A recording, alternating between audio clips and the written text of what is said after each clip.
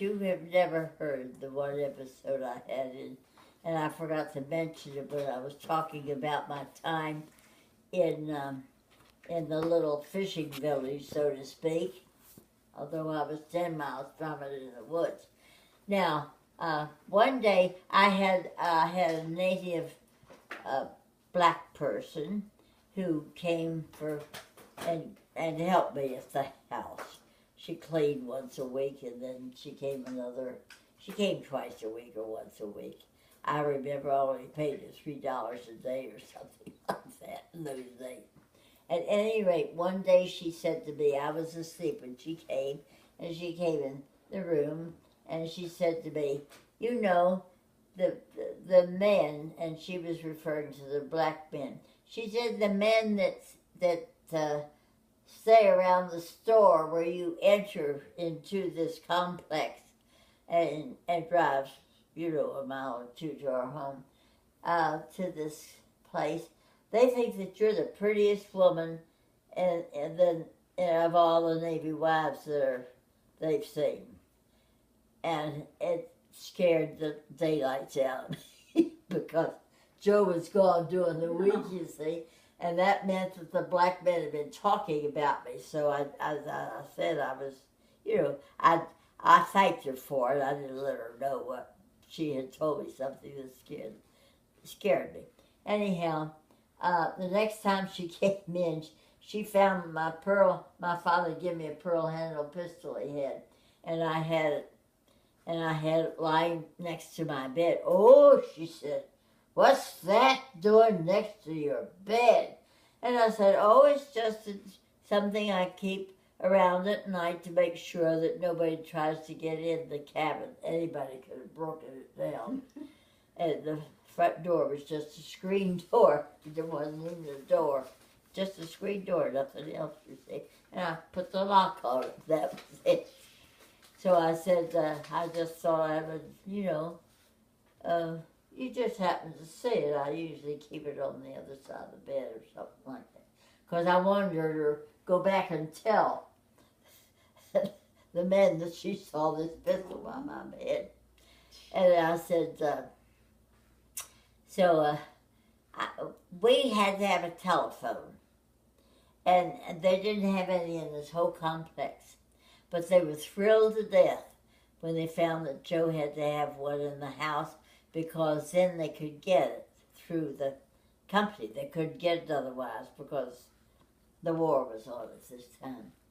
And so we got a telephone. And the doctor that was out there had a phone. We were the only two that had a phone, the doctor and his wife. And it was handy, but it was a party phone. Anyhow, the man came to put the phone in. He was a nice-looking young fellow, and he put the phone in. We talked back and forth, and he said he felt sorry for the Navy wives out here with their husbands gone so much, so they must be lonely. And I said, oh, yes, you know. I went all the way down the Primrose Path without realizing what I was doing. So when he got through, he said to me, I'd like to come out and see you some night your husband wasn't home. I picked up the pistol, which that day I had put it on underneath on a second shelf of a two-shelf thing that was right next to the couch. I just reached over, got my gun, and I said, anybody comes out here after dark and tries to get in his house is going to wake up dead. But I want to tell you, they really and truly, the blood went down from here. He was white as you could ever see. He was white anyhow. But I mean, he was scared. But I said, you can go anytime you want now. I'm not going to shoot you. But I hope I never see you again. And he left so fast it wasn't funny. Okay, well, that's thank you for that, Nancy. Let's move forward to and do look at me when you're talking so that you can keep looking at the camera. I'm trying to hear you though. Okay. So let's go back to Norfolk, where Uncle Phil was born, right? Yes. Philip was born, and he he was a cute little fellow to look at. And as he got older and older, he got,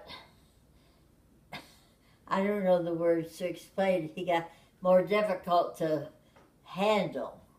And when he was 5 years old, or 5.5, he was not 6, I know that, he started standing up.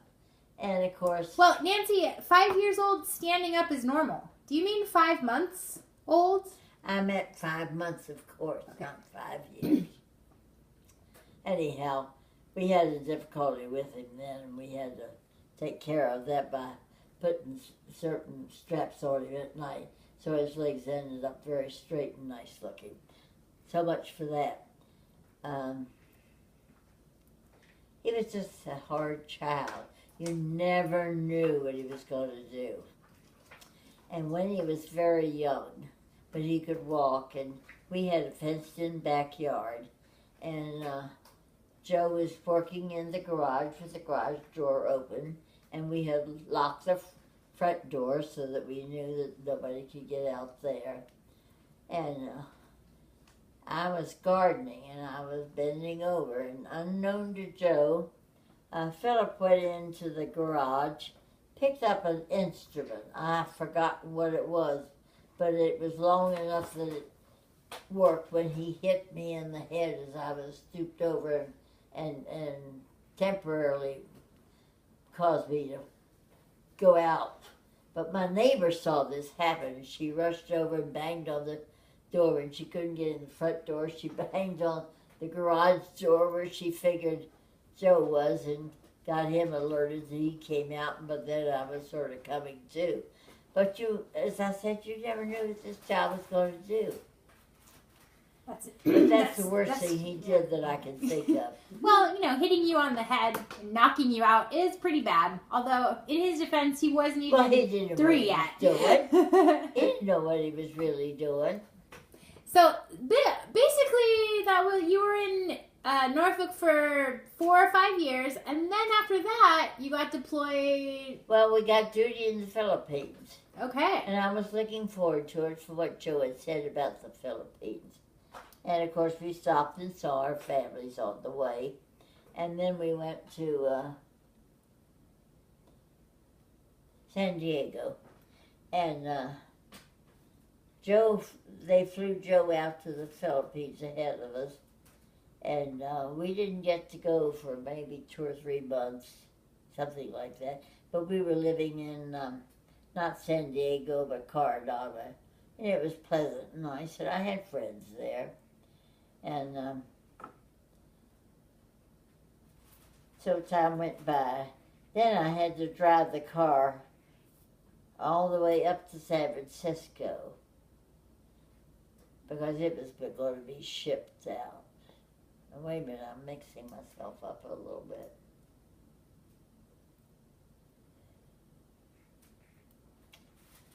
Well, it doesn't really matter, but what does matter is you and Phil and Joe. We got on a ship and went to the Philippines. The first place they stopped was in Alaska, 2 places. So I saw parts of Alaska. That's not a bad trip. For the first time, because I took 2 cruises later in my life and really enjoyed seeing the rest of Alaska that I could see. But anyhow, the ship stopped in Alaska, and from there we went to Guam and stopped there. And now there were a lot of people going to the Army base. That was about 30 or 35 miles from where the Navy base was, because the Army base is obviously where they could work out and be on flat ground, etc. And I was at the table with two couples of them and some other people, but they were nice and I enjoyed talking to them. And I thought, well, this is nice. We go over there to go to the PX for groceries and things, Joe tells me, so I might see him sometime. Anyhow, the closer we got, they started wondering where the ship was going to stop. Either first, because it makes 2 stops when it goes. and it stops in Manila, and it stops at the Navy base. So the two stops. And I said, well, I know where they're going. They're going to go to Manila. They're not going to Manila. They're going to the Navy base first. In Guam? No. I just said we stopped for a day in Guam. Okay. And I took a tour and saw the place. Anyhow, and I had my dog along on the trip, and you had to take care of him every day, and walk him and so on. And yeah, his name is Stuffy. He was a Cocker Spaniel, and we had some funny instances there too. But we went. But I kept saying this. But what they didn't know was that my husband in the Navy office there was the one that determined where that ship went, and I knew it was go to where he was before it ever stopped in Manila. But I didn't tell him that. I just said, I know that it's going to go. And of course, they found out I was right, and they had to wait another day before they could get off the ship. So basically, the naval base wasn't actually in Manila. Oh, no.